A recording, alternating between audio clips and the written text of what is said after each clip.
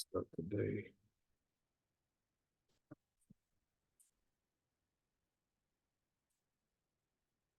Today is the 12th. Yep.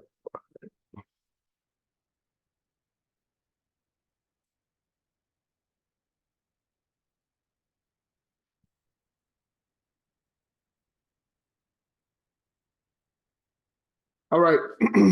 Greetings, brothers and sisters. Tonight is December 12th, 2023. It's 8:28 p.m. We're a little late getting started. Tonight we'll be going over the questions from lesson 10, titled Economy, and we'll be going over the reading for lesson 11, titled Man. And I'll hopefully somebody remind me. Diplomacy. This was a quote that I was supposed to give once we finish diplomacy. It's not related to the test or anything, but just something to help us remember politics and diplomacy. But Fred Hampton said that we understand that politics is nothing but war without bloodshed, and war is nothing but politics with bloodshed. Long live our brother Fred Hampton. Oh, this is actually a good one. So this is the chart I was trying to show last time. I'm not even gonna, I'll save that for later. We'll do the pledge to the red, black, and green flag. If you would, please come off mute and put your black fists in the air. Say along with me. I commit my body, mind, and spirit to the protection and security of the red, black, and green. I dedicate my life to the redemption of Mother Africa and the liberation of her scattered black children. I accept for myself and my descendants teachings of universal African nationalism. And I promise that our children will be filled with the purpose and knowledge of themselves, African people, in order that the cause of our struggle will neither falter nor fail, until all black people are free and united through one God, one aim, and one destiny. All right. Jump straight into the questions. Set it on mute. We're going over the questions from chapter 10 first. Economy, lesson 10, economy.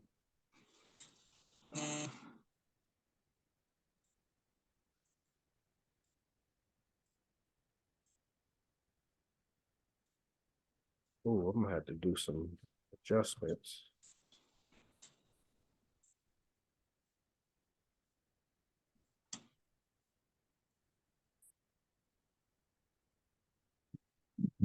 All right, question number one. Well, any questions before we get started?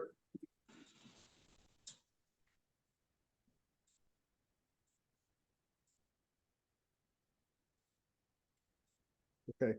Question number one, in regards to economy, what kind of economy does lesson 10 deal with?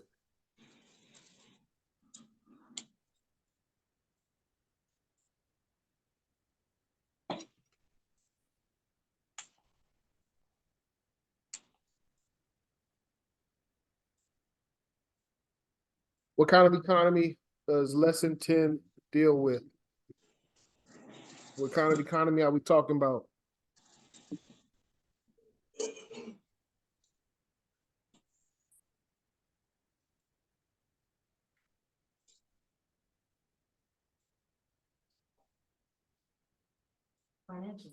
Financial economy, yes. Questions, comments? Okay, another question, straightforward. What side of bargains should we be on? Risk or safety? Bargain? Yes.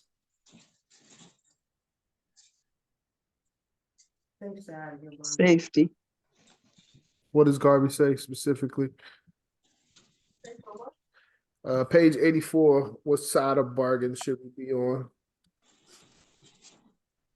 The practice of it is that you must always be on the safe side of your bargains when you do. Never exhaust yourself. Always have a reserve. Yes. Yep. There. Yep. And that actually you answered the third question. What is something that we should always have in regards to economy for safety or security? Yep. How you know?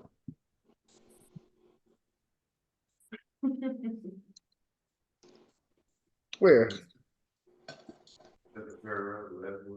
Oh, you got the book on your phone? Yeah. Okay, yes. That's good. Always have a reserve. So first three questions. This lesson is talking about economy, financial economy. As far as leaders and representatives of the organization, we should always be on the safe side of bargains, and we should always have a reserve to maintain financial security. Questions, comments? All right, number 4. What is the prop of life? What is the prop of life that pays for all necessities and offers security for all opportunities? Prop of life for all necessities and offers security for all opportunities. So this is the prop for economy. Money. Brother Malik, first day, he killing it. Money is the prop of life that pays for all necessities and offers security for all opportunity. So this lesson is about money. That should be very clear. Questions, comments? And money is a necessity, as Garvey says. What percentage of our income does Garvey recommend that we save, and why? 15 to 20%? 25. 25?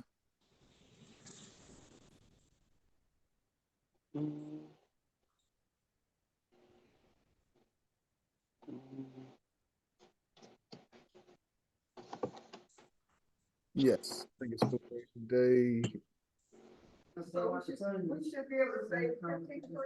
Yes, Garvey says we should be able to save 15 to 20% of our income. He also continues, he says, if you spend all you earn, you are on the edge of bankruptcy, from page 83. Spend more than you earn. You're not only a fool, but you're a dishonest person. Yes, that's even more detail, and I agree. Questions, comments? So we should already get a sense of this lesson is developing financial security. It's not getting into different amounts, but it is getting into percentages. So whether we make $100,000 or we make $1,000, we should be able to save 15 to 20%. All right. Number 6, what causes us to become, quote, a slave working for somebody else? This is probably one of the biggest problems in the Black community right now. What causes us to become a slave working for somebody else? In the lesson on economy, what was that? Stunt. In a sense. But what's the source of that stunting?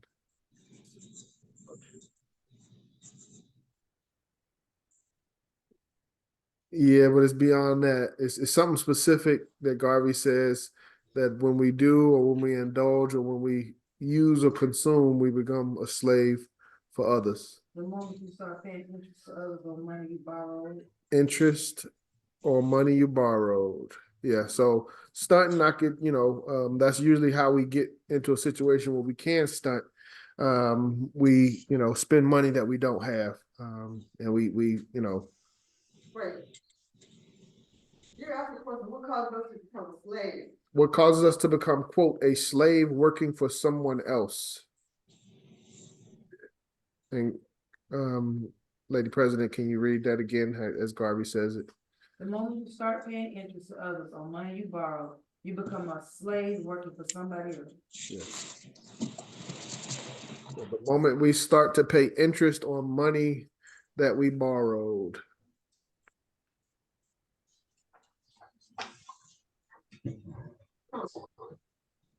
We're not just paying back what we borrowed, but we're paying additional interest. So that's basically, Garvey equates that with slavery. So we should stay away from the need to have interest or to borrow money where there's interest related to it. Any questions so far? Okay, Garvey says, quote, "It is bad business to go into any business without enough blank to run that business. 99 of 100 cases will fail." It's bad business to go into any business without enough what to run that business? Resources. Resources, yes, but there's a specific word Garvey uses. Reserve. Capital. Okay. Page 85, he used the word capitals. Lady President, you got that line?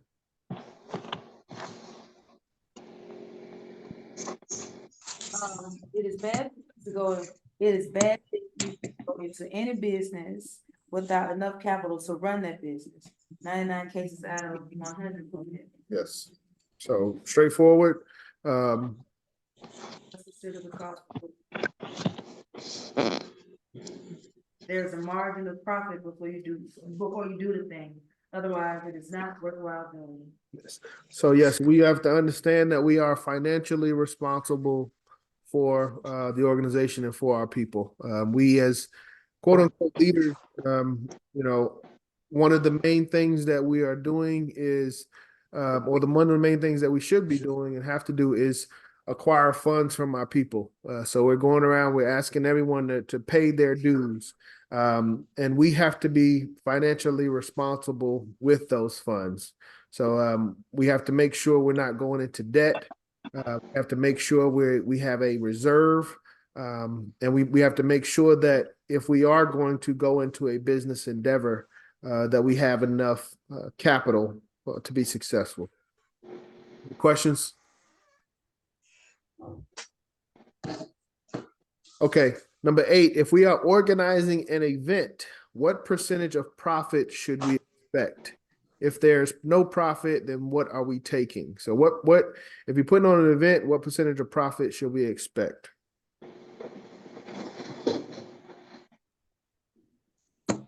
25%? I thought it was 20. You might be right though. 25, yeah, 25%. 25%. If there is no profit, then what are we taking? What are we doing? Was that charity? Taking a risk. Taking a risk, yes. Brother Malik said charity, and that's just same. But at the end of the day, this is not the charity lesson. This is the economy lesson. So we have to put our financial secretary, our treasurer hat, our again fiscal responsibility is what this lesson is about. We have business minded. We have to be making a profit when it comes down to events and spending funds. And if we're not making a profit, then we are taking a risk, and we're taking a risk with our people's funds. So we have to try to avoid that as much as possible. Questions, comments? Okay, I'm gonna have to do some work on this one because the font is so small.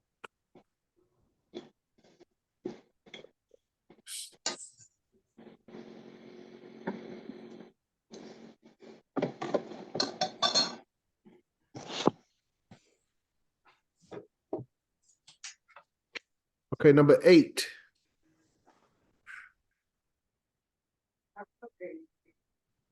Oh, shoot, hold up. Oh, lost my page. That was 8. All right, well, number 9, but it says 8. Next question. How does a president or representative of the UNIA occupy a position of eminence that calls for the greatest recognition of service rendered? How does a president or representative of the UNIA occupy a position of eminence that calls for the greatest recognition of service rendered. So what do we have to do? What do we have to acquire or obtain in order to, what should we be obtaining in order to receive recognition before we look for recognition? Turn over 500, 1,000, or 10,000 net to the association. Yes, sir. So in essence, page 87, Attorney Emotep, do you have that line where you can provide some more context? Yeah. Page 86, a president or representative who can show that for the year he or she has turned over 500, 1,000, or 10,000 net to the association occupies a position of eminence that calls for the greatest recognition of service rendered. Yes, sir. So again, leadership representatives, we are a charitable organization, but we you know, we're not, we also are a profitable organization. So it's just giving us a heads up. You know, we should not be going to leadership expecting recognition unless we, you know, these are the things expected for us to get recognition. It's not about how many events we held. It's not about, I mean, it is about membership. But at the end of the day, that correlates to funds that come into the organization and funds that roll up to the parent body. So that's what this is about. That's a critical, fundamental part of what we're doing. So when we look for recognition, we should have a record of financial profit. Questions, comments?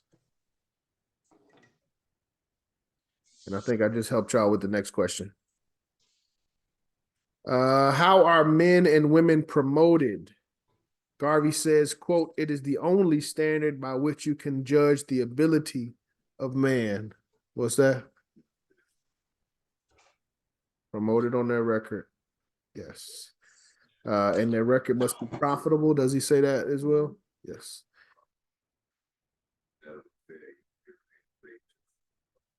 Yes, sir. So very clear, very straightforward. It's not about, you know, how many certificates we've handed out, how many awards we've given. It's about how much funds we have brought into the organization. That's very clear, very straightforward, you know, cut and dry. Questions, comments? Okay. Next question. When should we pay more for something if we can get it for a cheaper price?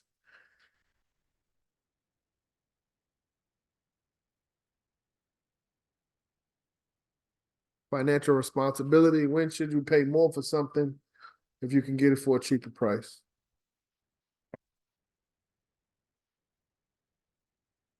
What's that noise? Somebody else? No, that's it. That question.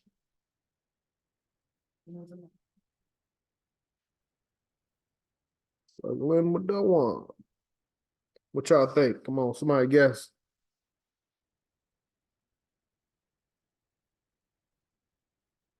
When should we pay more for something if we can get it at a cheaper price? There's a greater percentage of interest on the loan something? No, not that. Never. Well, you should never. Never. That is. Full value. Yes. Well, yeah, I think he. Never fight for the full value, otherwise you will have it at a loss. Where does he say if you have money to throw away? I've got page 87. Okay, He doesn't say anything about if you have money to throw away. That's what it says. Never pay more for. See if they can get good results from it at a cheaper price. Don't pay for a dearer price except you have money to throw away. Yes. So, I mean, you know, the concept is never, you know, we should be shopping around, getting the best price. And unless we have money to throw away, we should not be paying extra for something that we can get at a cheap price. It's can be over explained, but at the end of the day, financial responsibility. Why would we pay $150 for something if we can get it for $100? Unless we got $50 to throw away, and we do not. This is not, again, this is not our funds. This is our people's funds, and we know the conditions of our people. Next question: in Garvey's view, what does it mean to give to God? And follow up, what are examples of not giving to God? So what does it mean to give to God?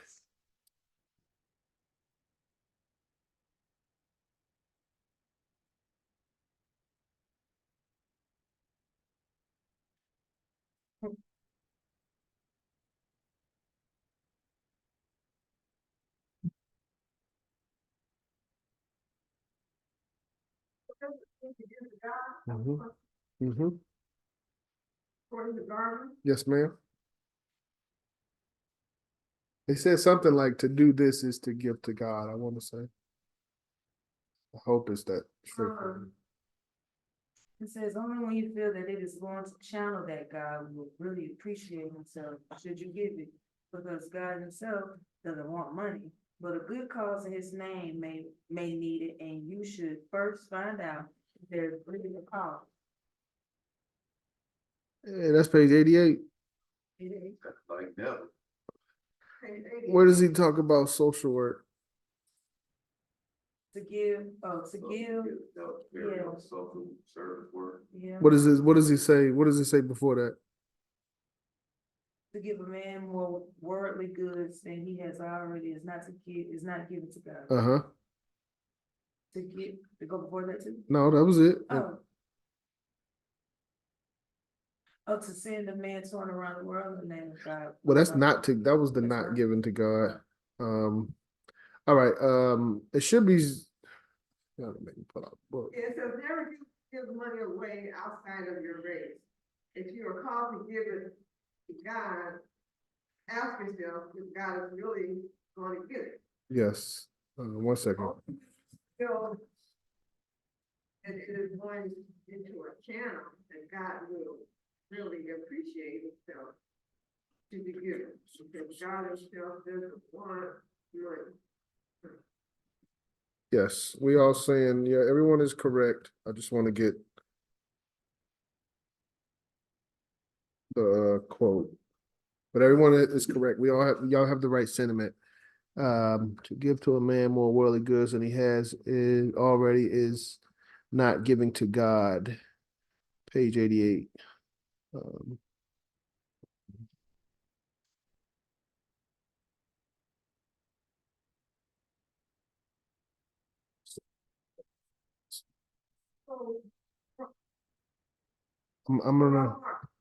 I'm not Rasmus. Yes, ma'am.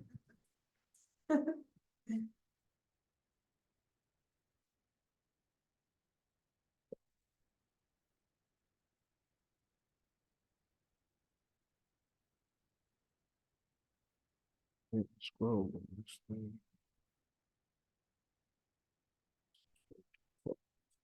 One moment, I'll read it. Okay. To send a man torn around the world in the name of God for his own pleasure is not giving to God. To give a man more worldly goods than he already has is not giving to God. So those are examples of not giving to God. To give to help carry on social service work in the community, or to help the poor of the community, or to rescue the children of the community is giving to God. That's at the bottom of page 88. So those are the two examples. To give to God, according to Garvey, it's basically charity. To help carry on social service work in the community, to help the poor of the community, or to rescue the children of the community is to give to God. To not give to God, he says, to send a man touring around the world in the name of God for his own pleasure is not giving to God. So he's talking about, and this kind of relates a lot to our mega preachers nowadays that need, chartered jets and stuff like that to fly around the world. Garvey says that that's not giving to God. To give to God is to do the social work for the poor in our communities and the children in our communities. So more charitable, more hands-on, addressing the needs of your community directly is giving to God. All right, so next question. What does Garvey say about buying a new suit? You had an analogy about buying a new suit. What did he say about that?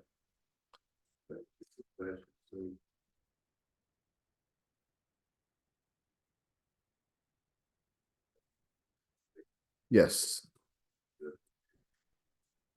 Yes. So, Attorney Matep, Yes. were you gonna say something? Yeah, don't follow fashion for fashion's sake. Yep.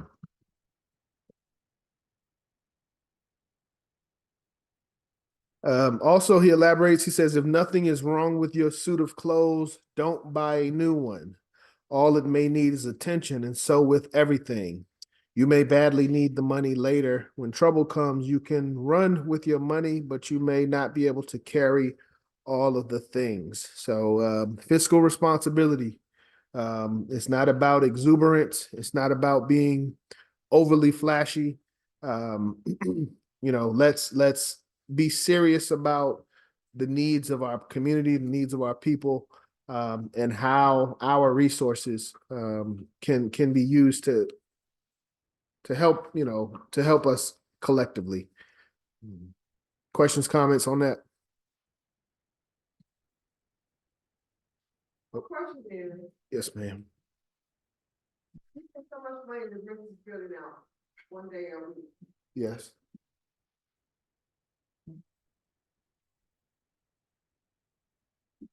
Now, if we got whatever number of members, and 2 people show up, Yes. we need to rent this building. Lady President. Say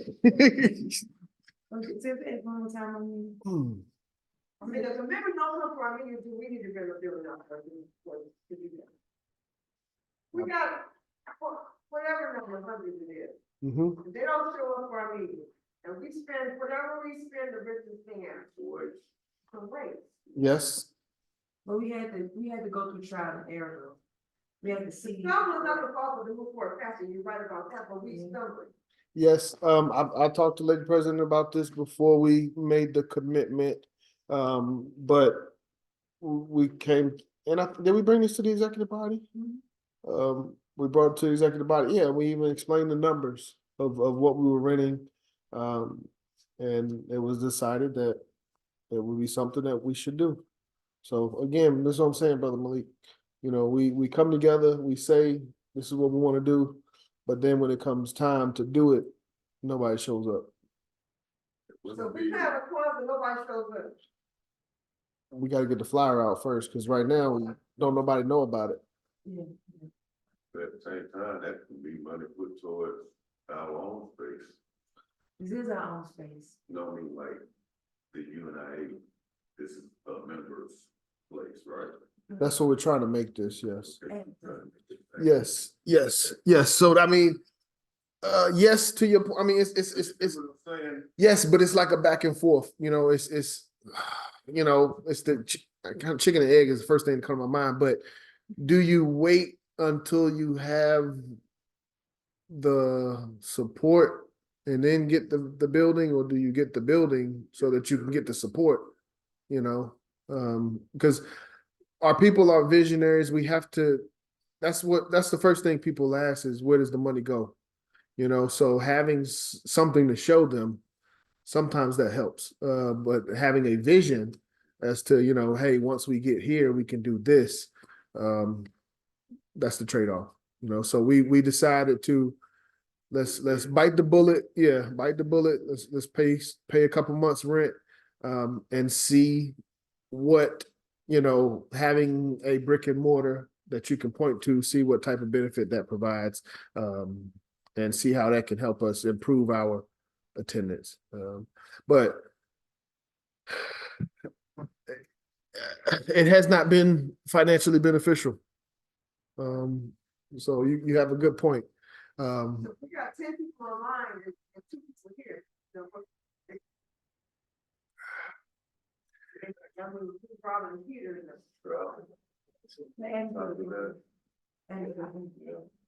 Oh, sorry. I will wait for you. Ready to burn it, quarter tank. We're having a discussion about our Liberty Hall program. So we're taking a brief segue. It's important discussion. Let's see. Yeah, we have a vision. And the way I explain it, you know, we all say we're part of the government or want to be a part of the government. I don't think that we can function as a government only on the weekends, Saturday, Sunday, Friday. We have to be able to have programs and have something for 7 days a week. So this year, with this facility, it's our attempt to establish programs. So that if we say, you know, we have a brick and mortar facility from 10 a.m. to 10 p.m., what can we do for the community through those hours? As of right now, the most consistent thing that we've had is this program from 8 to 10. But, you know, and that's why we're talking with Lady President about January after school program. So I think we came to the hours 4 to 6.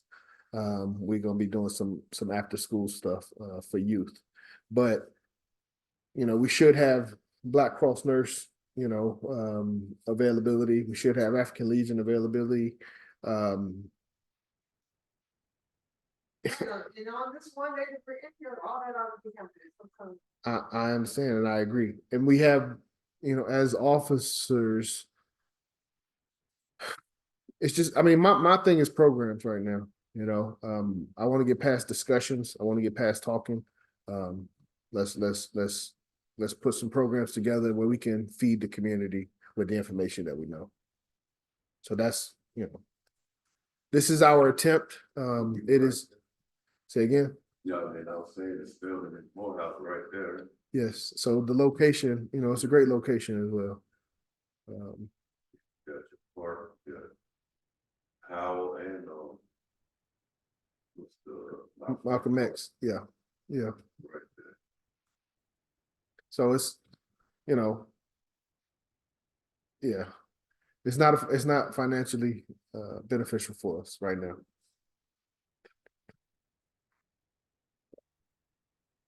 You're right, but This is what we got going on. When we made the commitment, our commitment was to have vendors, have a marketplace that we've been looking for today. Like that was our intent. that was true. Yeah, yeah. No, so, but if African Legion were here, Black Cross Nurses were here. More members were here. Yes. It is a different time of day. What you mean? Whatever time it is, gonna be. You talking about from the past years to now? Like past times organizations and from past times of civilization, like when we were in a civilized community. Mhm. Like our community isn't the same as it used to be anymore. A lot of our pillars are gone, a lot of our people are separated. So we are like standing in the gap with that, or attempting to stand in the gap with that, so that we can, you know, bridge our people back together. But now we're just working the works to build everybody together. So I mean, like we're in development, it's a process. So I'm not gonna be hard on the organization for us, you know, making the attempt, because we're here. So like I said, consistency, like what you said. I'm gonna be hard on the availability and capability. Yes, exactly. That's what I'm saying. Got to this. Exactly. So Crack the whip a little bit. Well, that's a bad phrase. Crack the belt. No, not African men, African. Members, yes. When you bring the men, bring the women, and women bring the children. But as she said, consistency, as I said, input. So when we make an agreement, when we, you know, make a commitment, we need that follow through. And we you know. can, and one person can't do everything. Implement that in the actual. Make what do they call it? Not onboarding, when you hire it, but when you bring new members in, orientation and actually have 10-point that, you know, you need to hit these points to maintain membership type thing. Even though they're paying, but you still need to be actively making sure to come, you know, the UNIA still around and goes into the future and actually evolves into what Marcus Garber's vision was to begin with. Yes. And that's what we're doing as leadership, and that's what the president mentioned to you earlier, like what is, with the board that we need to feel. And that's what he mentioned, like more leadership, Yes. more people to take up Yes. those type of Yes. So we can, more active in the streets, Yes. let them know that, hey, this is what we're doing, this is what we got going on, because if we have more people that be in more places, then we have more power. You see what I'm saying? But like I said, president can't do everything by himself, I can do everything by myself, we definitely can't depend on our elders, so they did majority of their work in their lifetime. So, like, you know, just need more testosterone, this I should more children to come. You need more commitment. But that's Coming in and tell what you need them to do to make the UNIA I mean, successful. if you join the NAACP, our meeting was, our building is 123 First Street. We have meetings whatever day of the week, and during the week, we do this out here at our site. yes. Yes. And that's we want to have the same thing. And this Tuesday is supposed to be our attempt at being able to promote a program. To say that, you know, Yeah. to say, you know, Sunday we have a Zoom call, and Tuesday we have actual in-person meetings at this location. And we have these programs from these hours to these hours. That's what it's about, you know, but yeah, it's just chicken and the egg, you know, do you get everything in line first and then get the facility, or do you get the facility and then get things in line? I think we was blessed to have the facility first, so we can give people the structure, and we give people the actual place to come. And at the end of the day, you got to pull the trigger. So we could plan everything and everything will look good, you know, in planning. But until you pull the trigger and people have actual expectations to meet, you really don't know what that vision will look like in reality. So that's why you got to pull the trigger, get the facility, and then look back and say, you know, who can really support it, you know, beyond the vision, beyond the grandeur ideas, reality, who can be here. That's how we got here. Our membership was saying that we need a facility, So we made the commitment to get the facility, which he, and then we end up being a member too. So the True. person on this facility is a member, so we Yep. can use the space as much as we need to out of. But we have to pay so much money. Yes. Because it's his time. Yes. But at the same time, as we should, because we gotta keep the lights and the water on, we don't Yes. pay that much money, it's not like we pay a lot of money, but. at the It's same extremely time, reasonable for the location and what we get. Yeah, so like, we need more committed people to give the word out, pass the flyers around, let the people know, because I said, me and President can only do so much, we gotta keep the pen on others that much because they done it, so we just need more capable people that are available. Yeah, elders for guidance and the young for war. So, you know, Mama Mina gives us the direction, but when it comes to the heavy labor, you know, that's our job, the heavy lifting and stuff. But we need more of everything, you know. Like the stuff that you're noticing, that's the stuff that we need help with. So we have a thing in the UNIA said, well, I go for President Roscoe, if you come up with. With an idea, then you should be able to lead it. Executed or something Yeah. like that. So it's like what you're saying, like you see we need more help there, then we need your help there to help us there.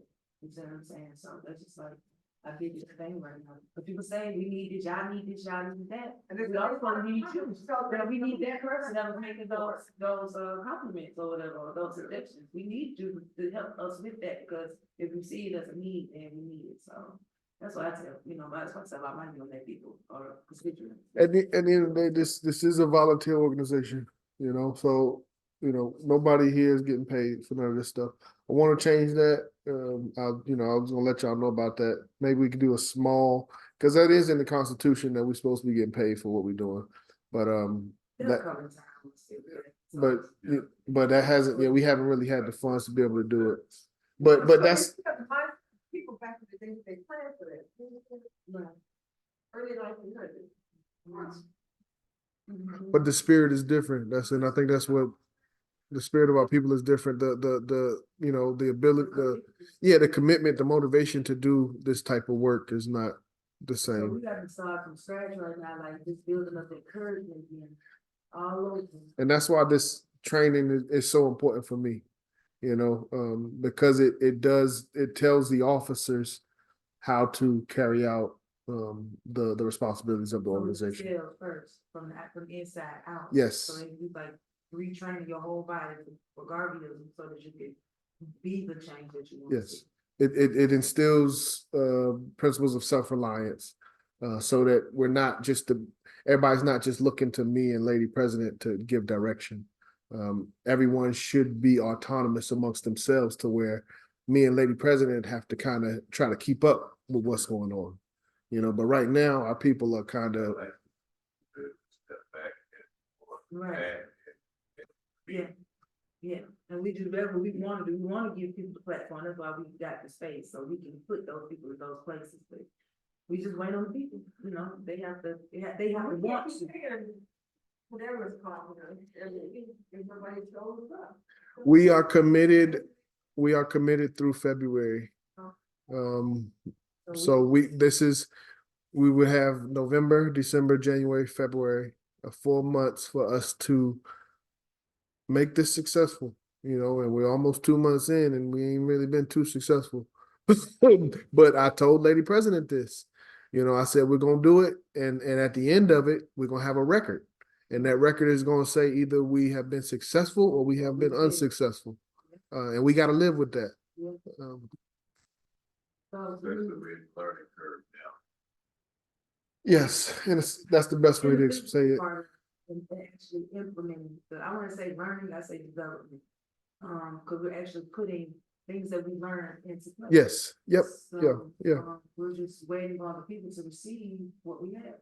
Because we're here to give it. But, you know, what we're supposed to be, go drag it in the club over here.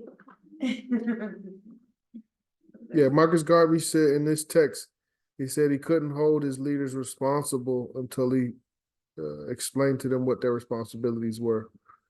So I've been in this role. Expectation, put it out, show it. Give the expectation. Yeah, maybe encourage that, right. Sign up like the table at Garvey Day, do a membership drive or whatever. Yeah, when they come up to sign up, okay, this is what we expect. You know, what President, it'll come on for his, that's more like is usually, I give the schedule. Then we need to go ahead. Yeah, but we need to have an annual orientation, at least once a year. And we didn't have one this year. We had one last year, but not this year. We do that Thursday, you know, but we do appreciate this input right now. We need to get back to this, Yes, it's 11 after 9. Sometimes the well, deer. go ahead, President, I walk, y'all ready to walk out? I walk right up. We will continue. I'm almost finished the questions, I think. If we have ambitions to be great, but we do not have the means to immediately do so, what does Garvey recommend that we practice? If you have ambitions to be great, but you don't have the means to be great, what does Garvey recommend that we practice? Rigid thrift in your present position by saving as much as you can so that in a given period of time, you will be able to change your position to reach your objective. Yes, sir. What does that mean, rigid thrift? Discipline, brother said discipline. Yeah, but financial discipline. Everything that we've said thus far, if you have a good suit and you don't need another one, don't buy another one. Make sure we're saving 15 to 20% of our income. Make sure if we are having an event that we're bringing in 25% profit, but being strict on our financial expenses and being serious about how much funds are going out and the need for whatever we're purchasing. Next question. In order to make a profit in business, what must we do before we get into that business? According to Garvey, if we want to make a profit in a business, what must we do before we get into that business? This is straightforward. Must learn all we can about that business. Yes, sir. Yes, sir. Yep. Know your business. Never get into any business that you know nothing of. The example that I've learned over the years is the Black Star Line versus the Negro World. Those are two prominent businesses, well known from the UNIA, but one was extremely successful and one was not as successful. The Negro World was Garvey's wheelhouse. He studied as apprentice at a young age. He traveled the world. We talked about what was that publication that Deuce Muhammad had when he worked there. I forgot the name of that. But my point is, one of these fields Garvey was well versed in, and the other field he was not well versed in, and we can see the effects of the level of success based upon the knowledge that he had. So we want to have more. We want to practice the philosophy of the Negro World and learn from the practice of the Black Star Line. Questions, comments? So yeah, we got to know about the businesses that we're getting into. We want to start a t-shirt business. We gotta learn about that. What is the difference between the profit of a business and the capital of a business? I don't know if he explains that in the book, but it's an important question. Profit of a business and the capital of a business. He just says never live on the capital, you must live on the property. They say if you start to live on the capital, there'll be no capital. He said if you start to live on the capital, there'll be no capital and no business. If you mean to stay in that business, whatever the profit is, live only in that profit and not on all of that profit. Otherwise, the time may come when you have to live on the capital business.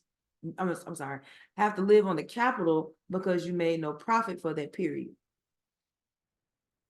Business is only successful when you are making a profit and are not spending all the profit.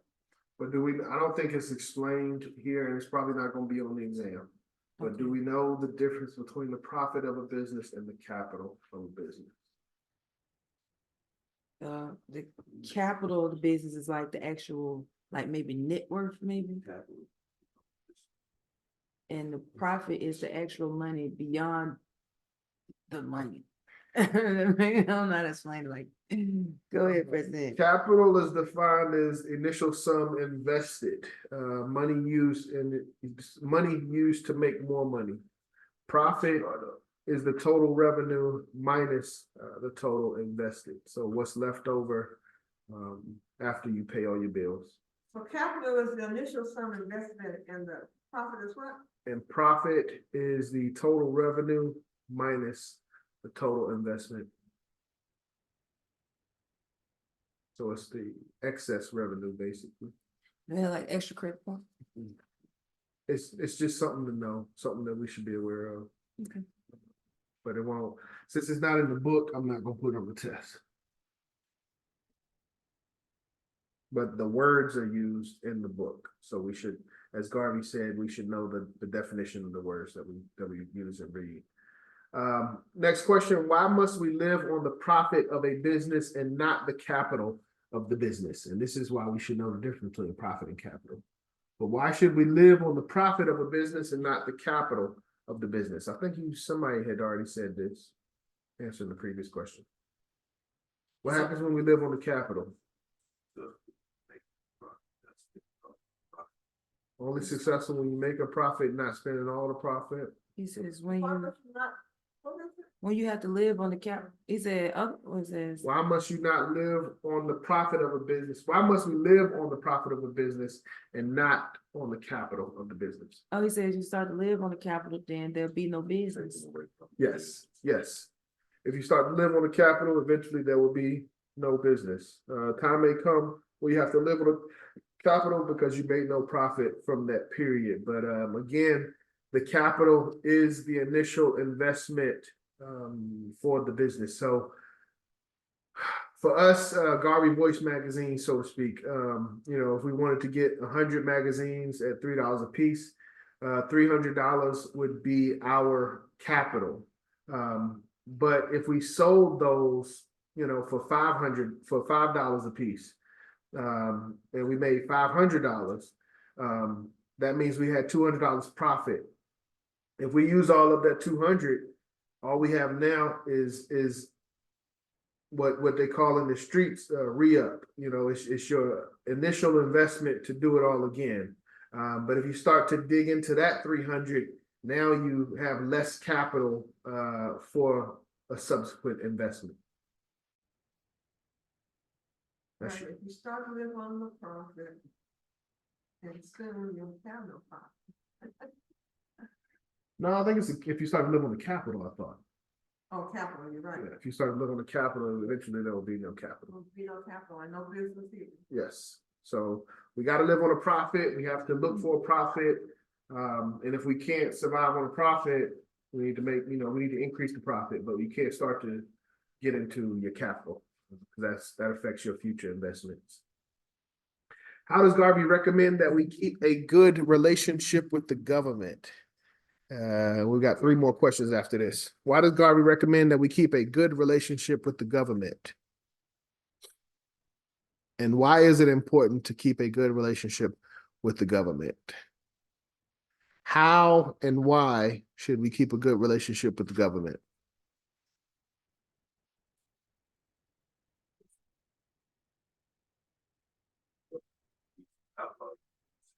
That's why. So Brother Malik said that the government can curtail your activities. So government can shut down our activities. We talked about this earlier, and I think diplomacy, why we should not be in rebellion to the police or to the government. And how does Garvey recommend we keep a good relationship with the government?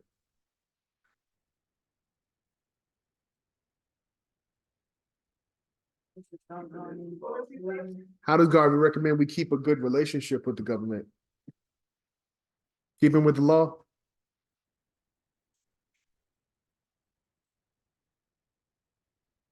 Reassure the government that you have no intentions to do anything not in keeping with the law. Okay, let's see. But don't join any movement that the government is not favorably inclined to tolerate. Yes, that is there as well. So I got a page 90. It will create prejudice against you. Let me, for the sake of time, take immediate steps to counteract statements of prejudice and reassure the government that you have no intentions of doing anything not in keeping with the law. Don't join any movement that the government is not favorably inclined to tolerate, chiefly communism, because the government can easily outlaw your organization and curtail or prevent your activities. Never let the government put you on the defensive. It will create prejudice against you. So again, leaderships, representatives, we have to protect the organization, and we have to protect the organization from governments as well. Questions, comments?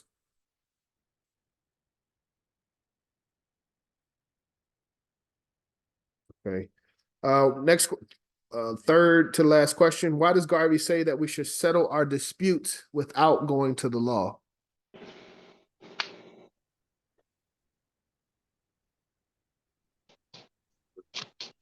Expensive and uncertain. There's something else too. Yes, that's right though. Always first settle your disputes without going to the law. First settle your disputes without going to the law. Why? The law is expensive and uncertain. The law is expensive and uncertain. Go to law, bad, bro. There we go. That's what I was doing. Establish a bad record. I don't know if I got that in there. Law is expensive and uncertain. Oh, yeah, it is. You establish a bad record, and you can easily be searched in the court records. Also causes the government to think badly of the race. So that might be on page 91. So it makes the race look bad. It's expensive, it's uncertain, and it makes the race look bad. So questions, comments? We got two more questions. Yes, ma'am.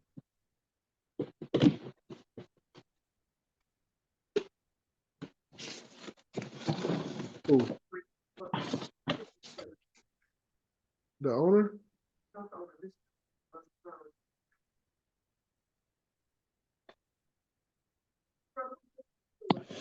The Reverend? Reverend Slaughter? What are you talking about? Oh, Hosea Williams? Hosea Feed the Homeless? Yeah. We need to connect with them.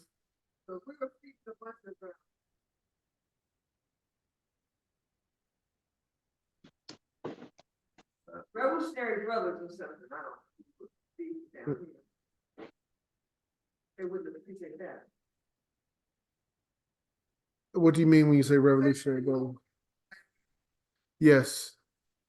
That would have a different light. Yes, it would. But you got to understand the relationship that organizations have with the U.S. government. Black Panthers, or new Black Panthers at least, are deemed somewhat of a but they've been deemed somewhat of a terrorist organization. They have been listed on the Anti-Defamation League. So for us to work with them would be violation, of Anti-Defamation League's policy, and they're like the hidden arm to America. But the good thing is, out of UNIA's history, we've never been on any list like that. We've never been, other than Garvey himself having his personal legal battle, the organization has never been deemed inappropriate or against the U.S. Say again? Say again? Yes. Uh-huh.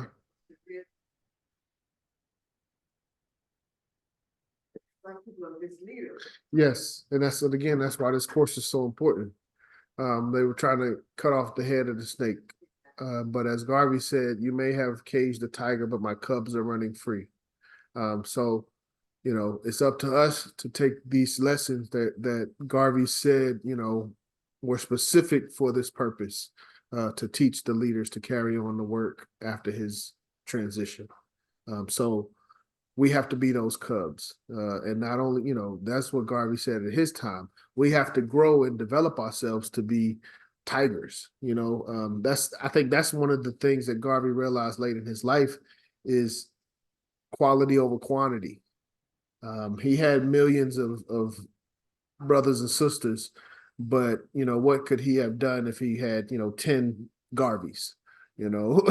So I think that's what this course is about, is developing us to, as the text says, to be Garvey personified.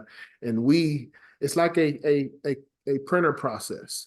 We're trying to duplicate Garveys, duplicate Garvey in ourselves and duplicate Garvey in our community. So that's brother Malik, that's what I'm saying as far as what my expectations are, is for us to internalize it, us to exemplify it, and then for us to teach it. But if it has to be hundreds of Garveys, it can't just be one this time around.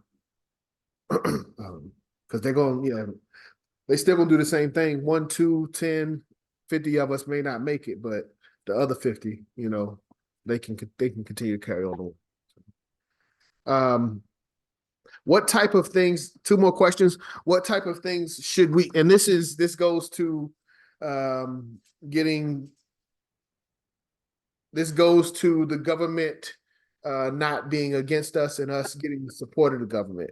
What type of things should we make the government aware of? Why should the government know about us, the UNIA, and what should we be known for?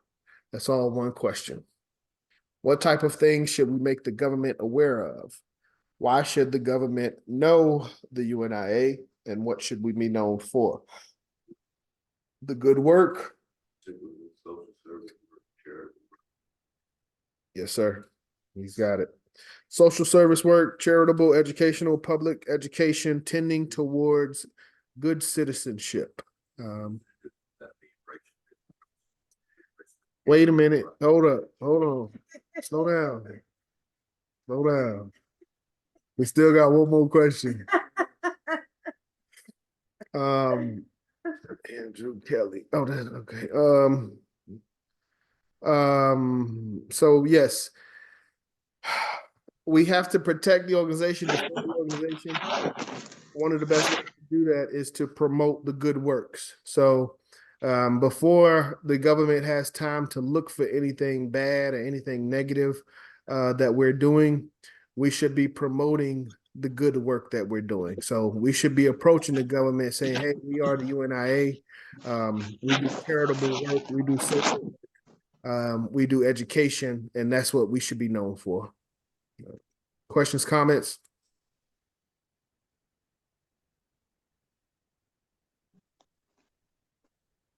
Okay. All right. All right. Last question, brother Malik. You already got this. You already answered it. What information does Garvey say that we should keep private, quote unquote, private like the Jews? What information does Garvey say that we should keep private like the Jews?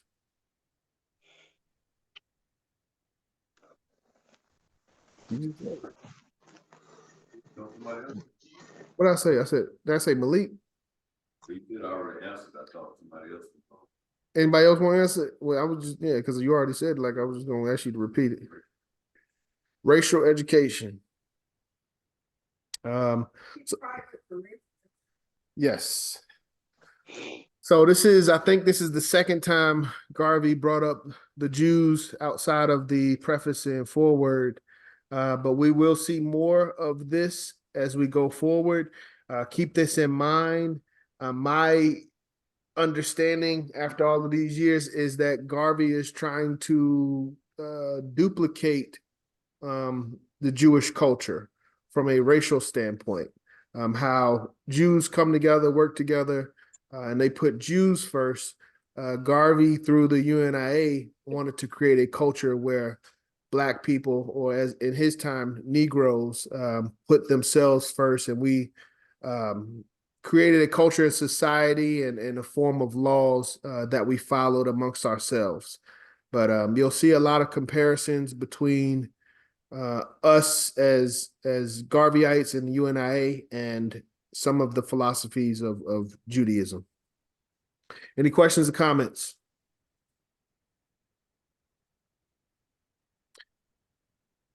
Okay, I got a question for y'all really quick. In regards to opposition, has Garvey mentioned any opposition, or if we had to articulate who or what we are fighting against, do we know what that is thus far? Has Garvey articulated that in the lessons?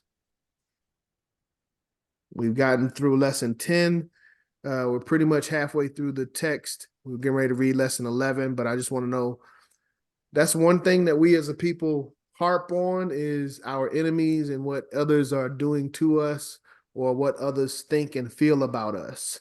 I want to know, has Garvey himself throughout these lessons mentioned anything to be concerned about or to defend ourselves from?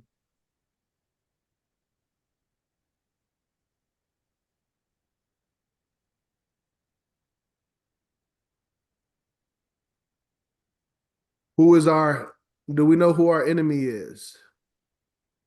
Do we know what we are fighting against, who we are fighting against?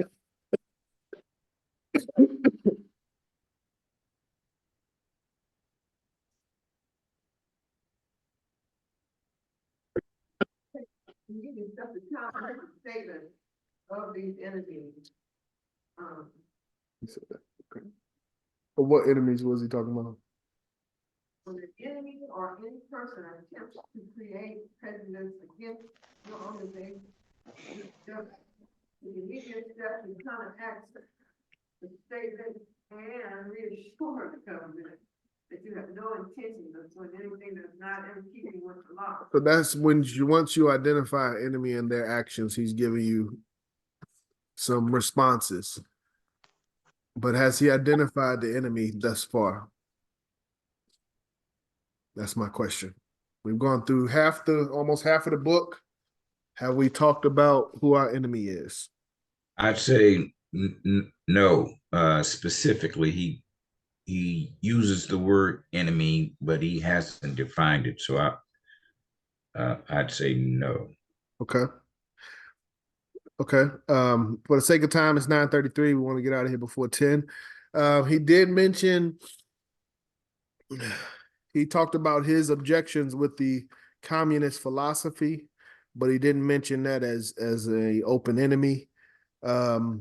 We talked about Jews. He mentioned his duality of approach when it comes to Jews. He said that he respected their group solidarity, but resented their power in regards to political affairs. And then he said, in the introduction, he also said majority of Negroes are ignorant. But it's just something I want everyone to think about as we get into this next lesson titled Man. In this lesson, from my understanding, this is where we focus on what our opposition is, what we are fighting against, and what we are trying to, and how we fight back. So we're getting ready to identify what I would call our biggest opposition in this upcoming lesson. What were you saying, Mama Mina? You're talking about communism, but who do we see as our enemy as being? That's a good question. I mean, I think that's a subjective question. I think if you ask different people, you'll get different answers. But as a group of Black people trying to lift up your race, who would be who would you identify? Mama Mina is saying, as a group, as a Black race, who would we identify as our enemy? Most people, I would think the obvious answer would be like Europeans. But Stole us out of Africa. Europeans stole us out of Africa. But are they our enemy? That's a good question. But Mama Mina, I don't disagree with you, but I'm just saying, has Garvey in these lessons said that yet? Greetings, President. Brother Macius. Greetings. Greetings, Greetings. I think that since intelligence.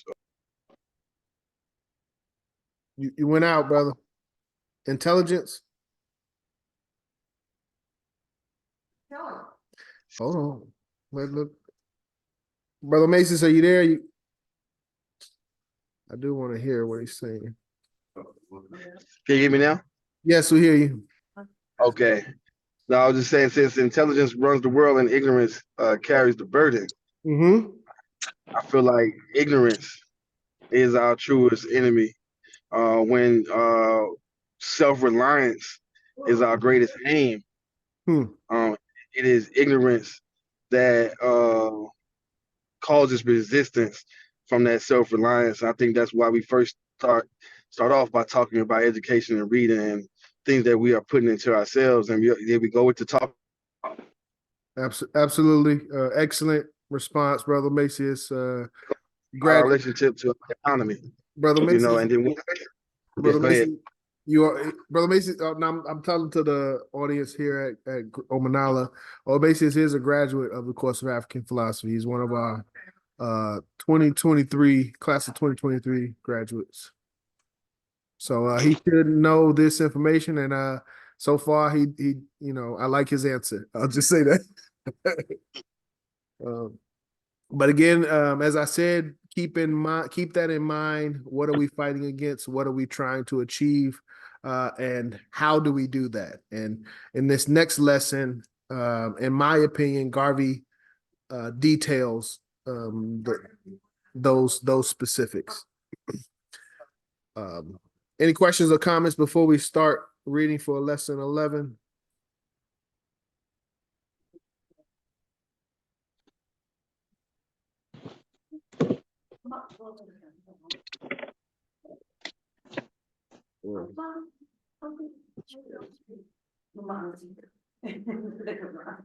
Okay, Lady President, will you be reading this evening? All right, let me make sure you got. It's a microphone. Yes, you know that. Why it was so big?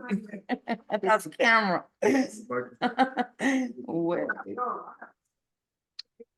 block them out. Baby. Yeah. While I read. Yes. I'll be back in just a moment. Lady President will start reading, and I'll catch up with the screen when I get back. Okay. So I can't scroll down as you read, but they can hear you read. Okay. All right, y'all. Lesson 11, man. Let me scroll down. Let me do the scroll. You can. I got my phone open, Facebook Live. You take it just with you. Time to promote. Yeah. Okay. I'm gonna take this one and that one there too. Okay. Yes. You doing this I live? would Yeah, I'm taking it back. just use the arrow. John, you want one of these? Since you got, I gave you one.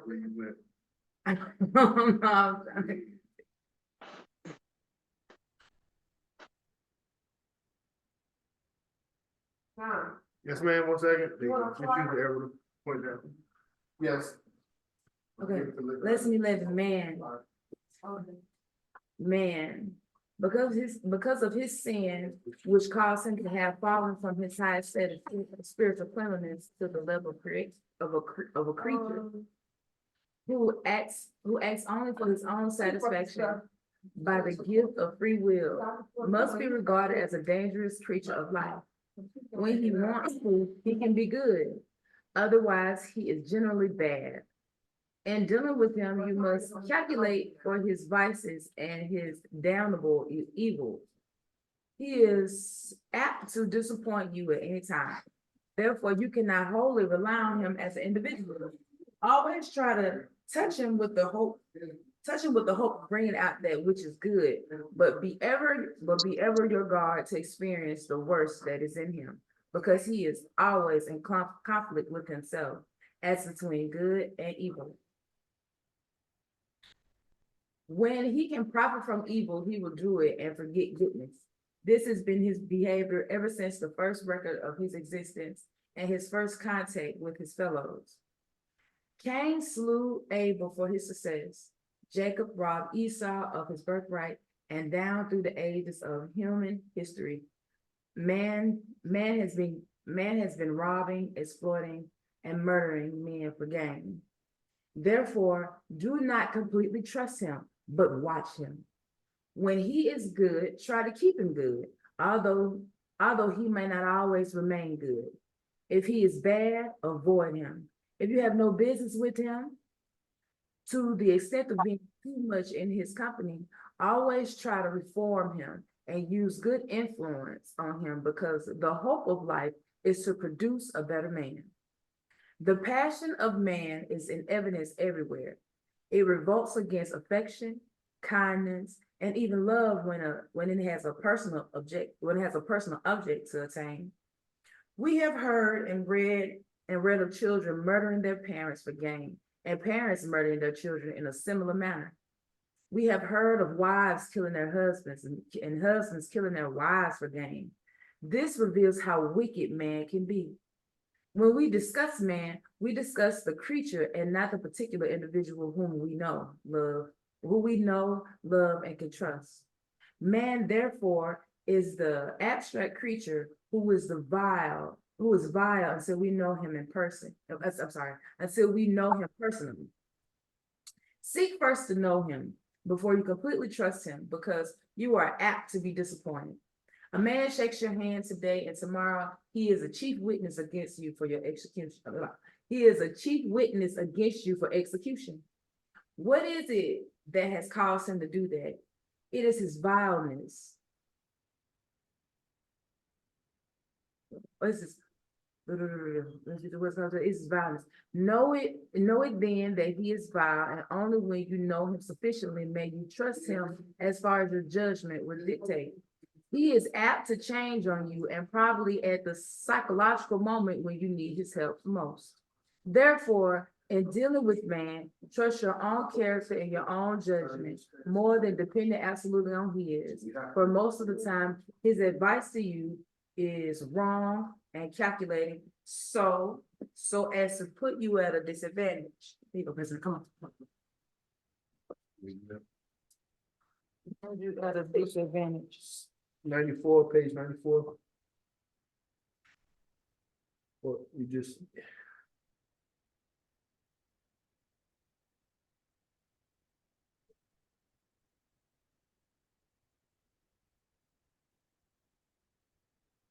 Okay, so as to put you at a disadvantage, hear everything from man, but do not believe everything until you have tested it for yourself. The history of the world shows that man has been the chief murderer or killer. He has killed more creatures than any other being. He plans his murders, which he may execute on individuals or on large groups of men, and he generally does this for profit, national profit, racial profit, political profit, or economic profit. He is so vile that he no longer depends on his physical strength to execute his vileness or to defend himself. He manufactures the most deadly weapons to the deed quickly, while seeking self-protection from a similar attack. Therefore, contemplate the state of his mind.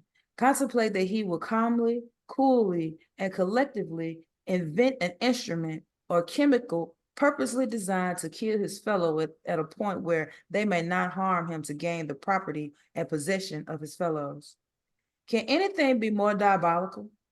No other animal sinks to this low murderous level. Hence, man must be stripped of his veneer to see the evil machinations of his mind. The mind that makes TNT, high explosives, the mind that makes mustard gas, the mind that invents the Krupp gun, the Winchester rifle, the fast-proof caliber pistol, and poisons, all calculated to kill his brother. Do you want anything more wicked? Now, can you realize how bad man is? If you do, then always be on guard, because you know not when the evil genius cometh. To be forewarned is to be forearmed. Therefore, know your man so that even though he comes with a smile, find out what is behind that smile. It is only foolish. Nose is running and I don't need that right now. It is only a foolish man who accepts another at his word without finding out something about him. Never fall in love at first sight and marry at the first opportunity. Never promise everything at the first request until you know the person is worthy of your promise.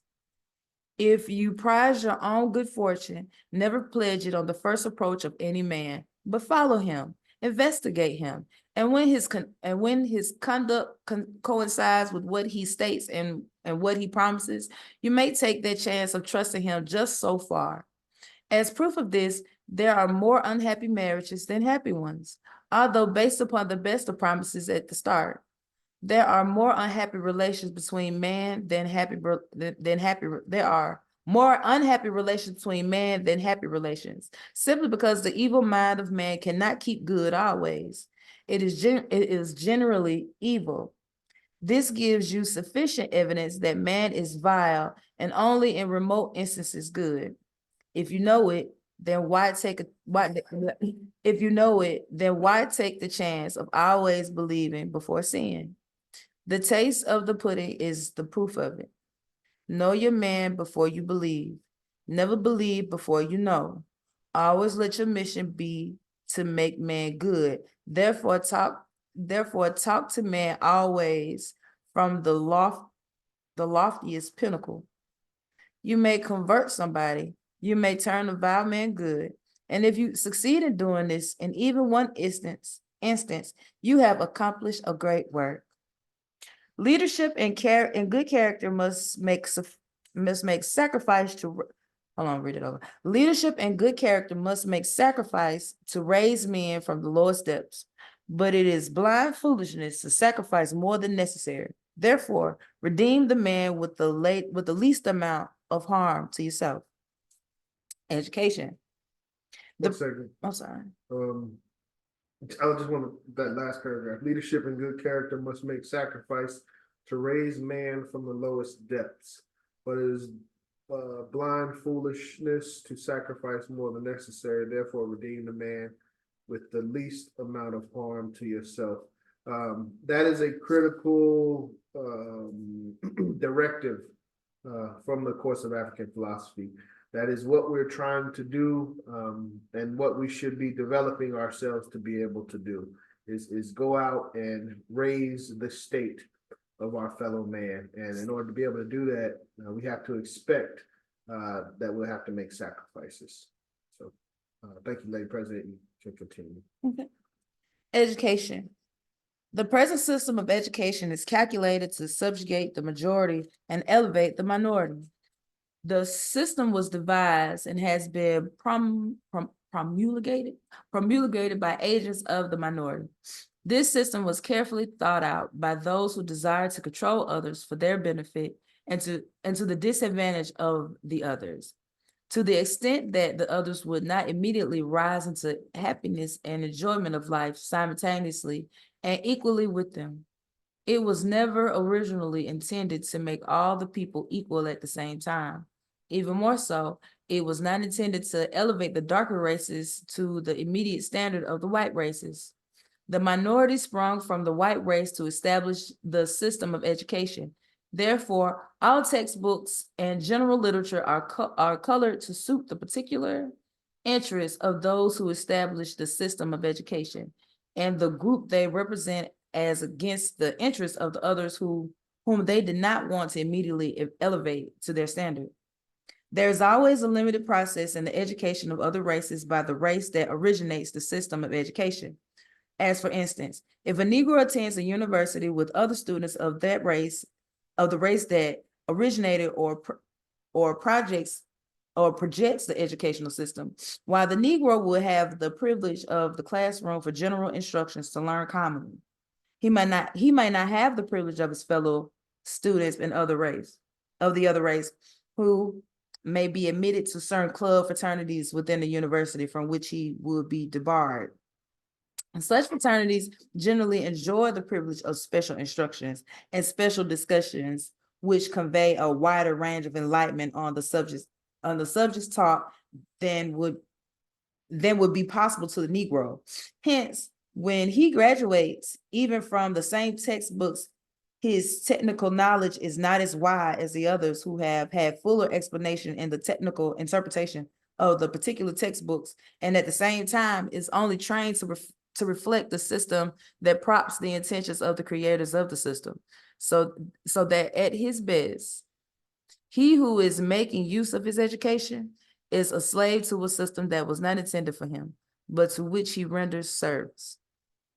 Therefore, it is necessary for the Negro to be additionally educated or re-educated after he has imbibed the present system of education. The best way to do this is to educate him racially in the home, meeting hall, or his own club, where he will be put under the closest scrutiny and analysis, thank you, of what appears to be education as coming from other people, because their system of education might not completely fit into the Negro's ideas of his own preservation.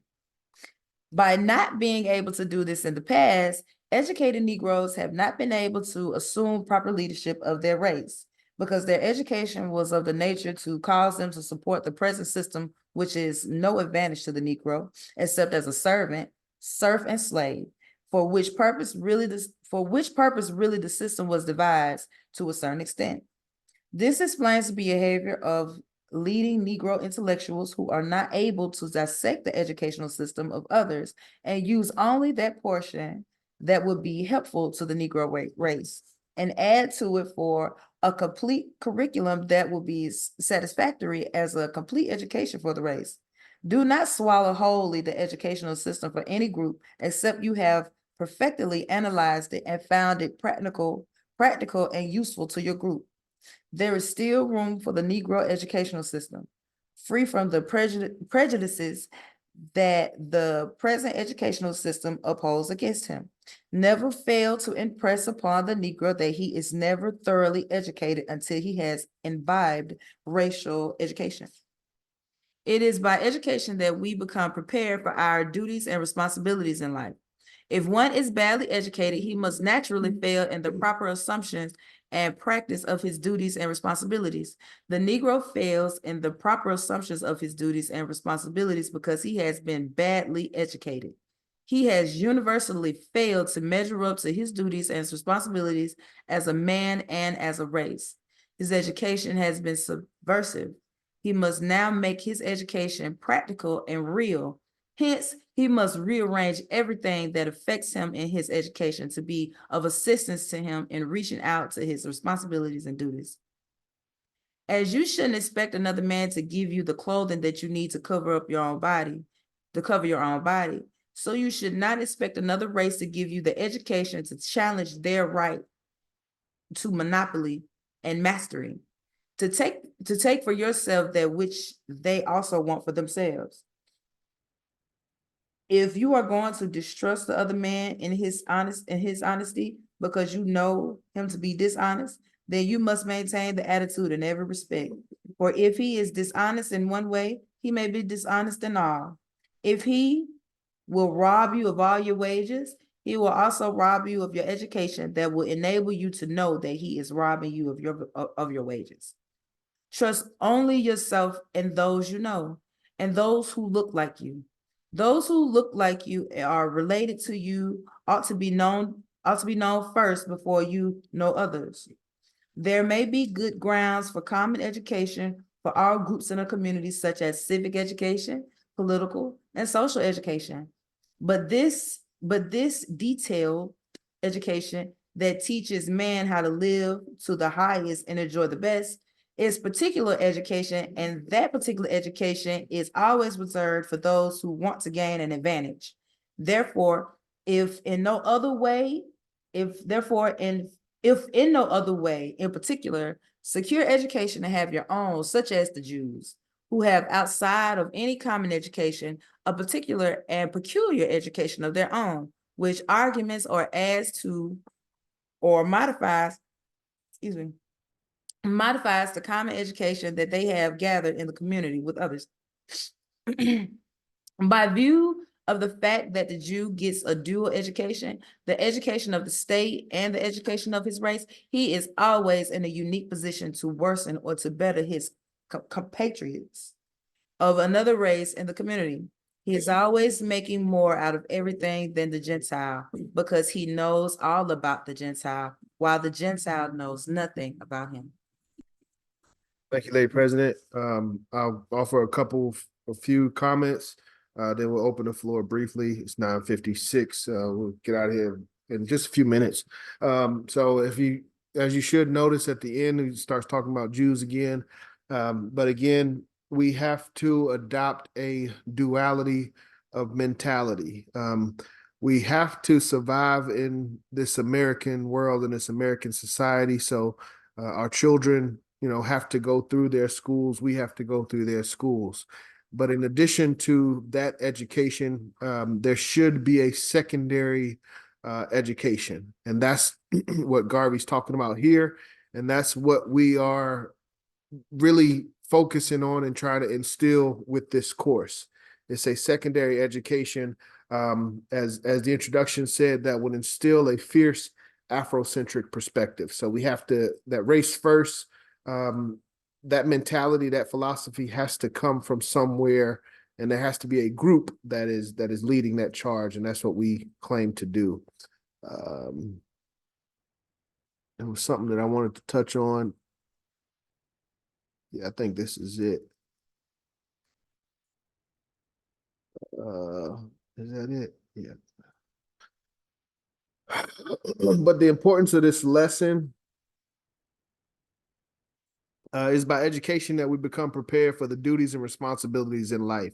If one is badly educated, he must naturally fail in proper assumption and practice of his duties and responsibilities. So it all comes down to what we were trained to do, what we have been taught to do.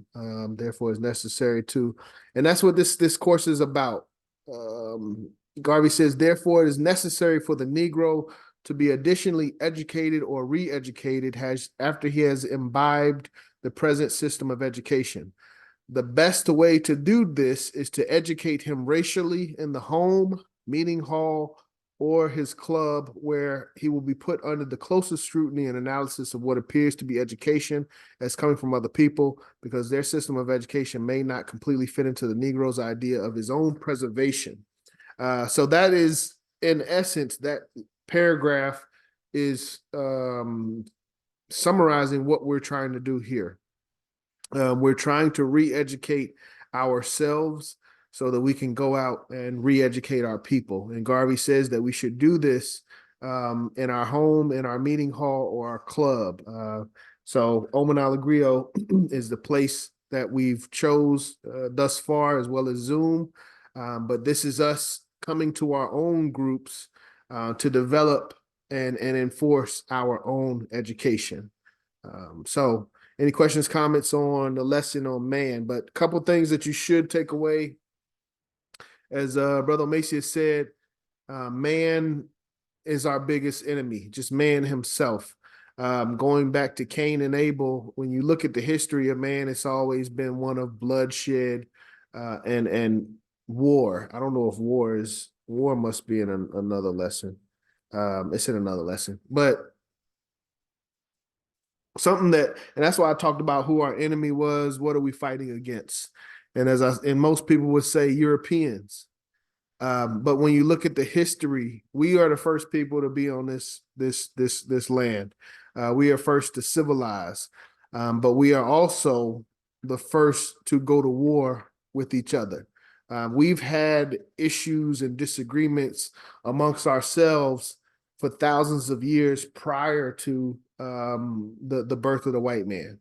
So we, although today our, what seems to be our main issues are in the face of a European or Caucasian, we have to understand and look at history and know that the true enemy that we're trying to fight is ignorance of self, ignorance of our divinity, of who we are and what our true purpose is on this land. So once we figure that out and we embody that, a lot of these issues will take care of themselves. And as Scripture said, it'll be kingdom of heaven on earth. Any questions, comments on lesson 11? Man.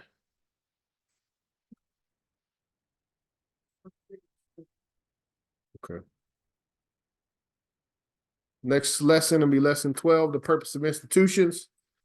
I don't really have anything else. One of the big quotes that come out of this that I like, similar to the value of knowledge is to use it, is to be forewarned is to be forearmed. So Garvey lays out the expectations that we should have of man as a wicked being, and the only solution that he provides is education. So the way I interpret this, and the reason why we promote this class so much is, unless we've gone through this class together, and really examine one another, Garvey promotes that I should treat that person as, or I should expect that person to be wicked. So we have to continue to promote this. We have to continue to go through this. And we also have to continue to know what to expect from our people as we're going out to promote and organize. I don't have anything else. We want to close out. Anybody closing comments, questions?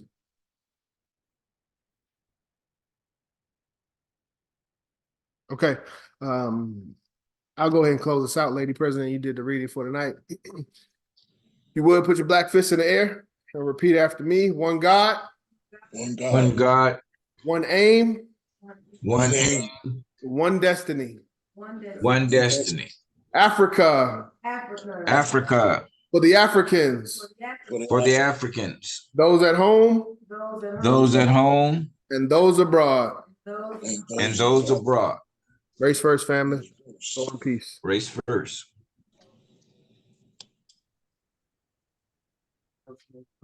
No.